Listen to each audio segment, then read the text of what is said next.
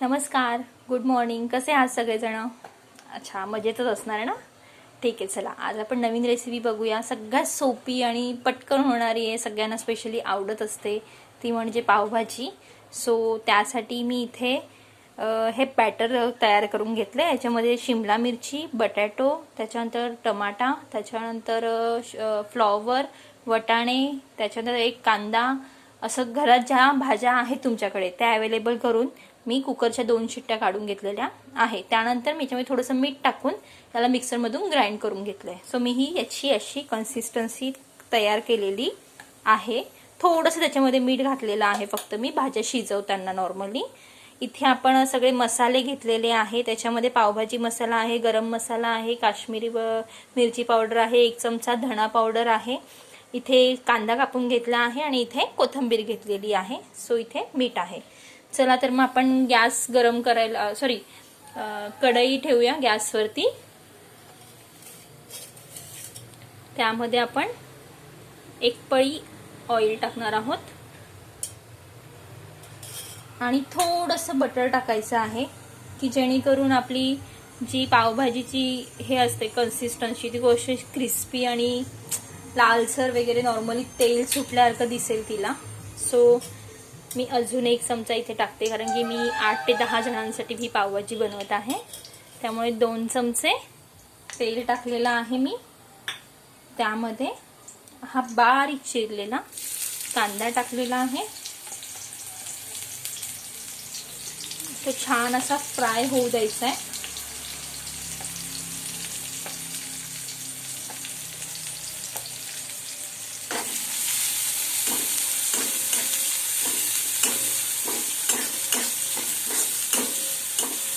Gas medium ठेवलेला आहे मी.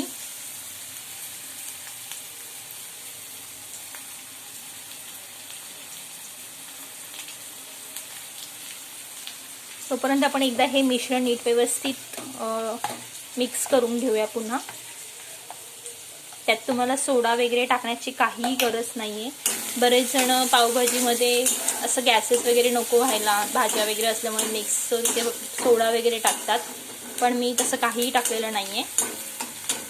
खूप सिंपल आणि छोट्या वस्तूंमध्ये होणाऱ्यातली आहे. घरातल्या ज्या वस्तू आहेत त्या पटकन घेऊन नॉर्मली आपल्याला कंटाळा आला असेल भाजी चपाती खाण्याचा, तसं आपण हे बनवू शकतो पटकन. चला तर मग आपला कांदा मस्त असा फ्राय होतोय. तुम्ही बघताय कांदा लालसर झालेला आहे.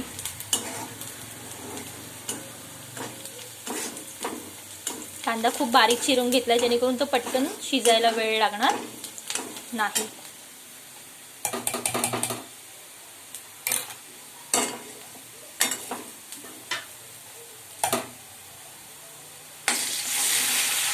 आपण याच्यामध्ये हे जे मिश्रण बनवलं होतं सगळ्या भाज्यांचं आपण ते टाकूया.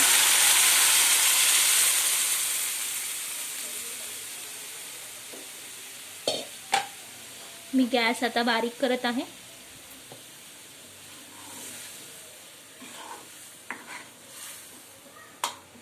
सो याच्यामध्ये मी हे घेतलेले सगळे मसाले होते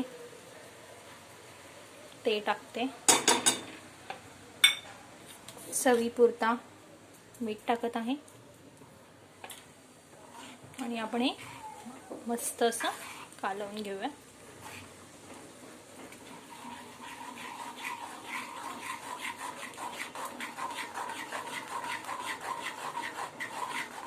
हे असं हळूहळू नीट व्यवस्थित असं ढवळायचं, नाहीतर काय होणार, हे जे आपले मसाले आहेत त्यांचे असे लम्प्स तयार होणार आणि त्याच्यामध्ये ते राहणार, जेणेकरून ते आपल्याला टेस्टला वेगळे असे लागतील.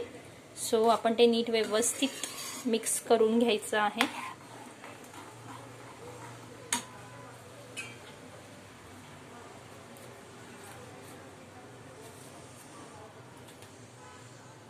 चला तर मग आपण ते छान असं मिक्स करून घेऊया.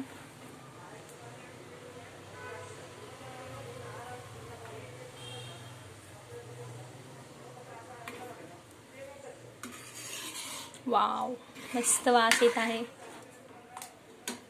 थोडी फ्लेम मी आता फुल करते. एक उकळी आली की आपण टेस्ट करून बघूया त्यानुसार जर तुम्हाला थोडा मसाला वाढवायचा असेल तर वाढवू शकतात, नाही तर नॉर्मल छोटं मुलं खातील, त्यामुळे मग ज्या हिशोबाने तुम्हाला वाटतं तिखट त्या हिशोबाने तुम्ही टाकून द्या. तोपर्यंत मी दुसरीकडे गॅस पेटवून तवा ठेवते.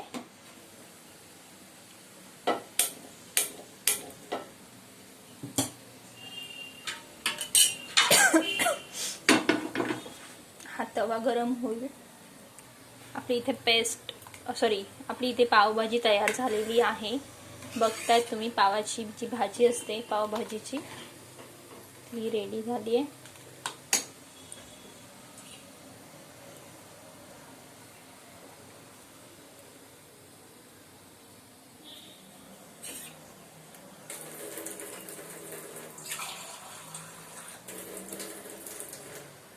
कन्सिस्टन्सी अशी घट्ट आली पाहिजे बऱ्यापैकी.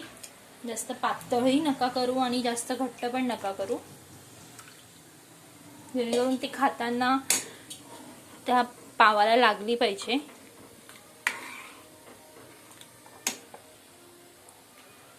मी टेस्ट घेऊन बघते.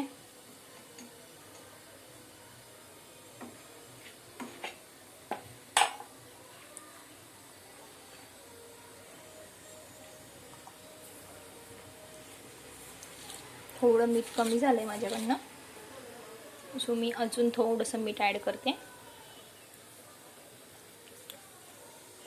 मीठ थोडंच घाला, कारण की आपण भाज्या उकळतानाही मीठ घातलेलं होतं आणि फोडणी देतानाही मीठ घातलेलं होतं, त्यामुळे मीठ थोडं घाला. जास्त घालून ती पावभाजी खारट नका करू. सो एकदा ही उकळी आली की आपण स्टॉप करून घेऊया. इकडे बघताय मी बटर लावून घेत आहे. तुमच्या घरात जेही कुठलं तूप असेल अवेलेबल ते तूप लावून घ्या आणि आपण आपले पाव फ्राय करून घेऊया.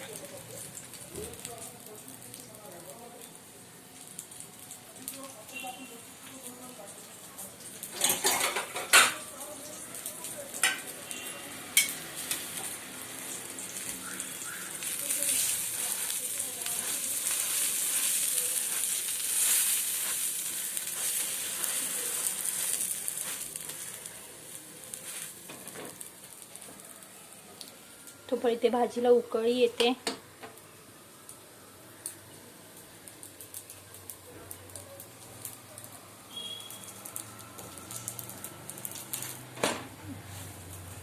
मी जे मसाले घेतले होते ते साधारण सर्व मसाले मी एक चमचा घेतले होते. तुम्ही तुमच्या हिशोबाने घ्या, जसं तुम्हाला तिखट गोड हवं असेल तसं. तुम्ही बघताय इकडे आपले पाव मस्त असे खरपूस फ्राय झालेले आहेत.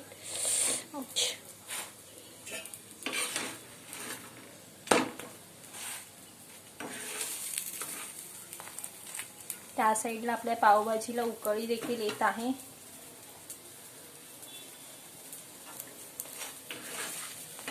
चला तर मग आपण हे पाव थोडेसे काढून घेऊया.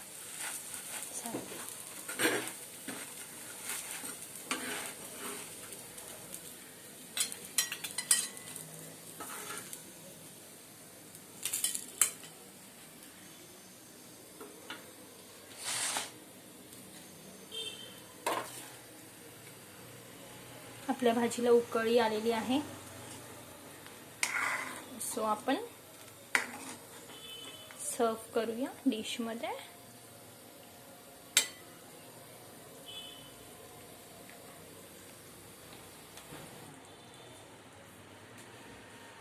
थोडी कोथिंबीर,